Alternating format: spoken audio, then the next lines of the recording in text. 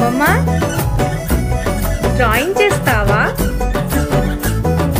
రాజుల కాలం కాదు, రథము గుర్రం లేవు, అద్దం ముందర నాతో నేను యుద్ధం చేస్తా అంటే గాజుల చేతులు చాపి దగ్గరకొచ్చిన నువ్వు చెంపల్లో చిటికేసి చక్రవర్తిని చేసావే. చిన్నగా చినుకు తుంపరడిగితే కుండ పుతగా తుఫాను తెస్తివే.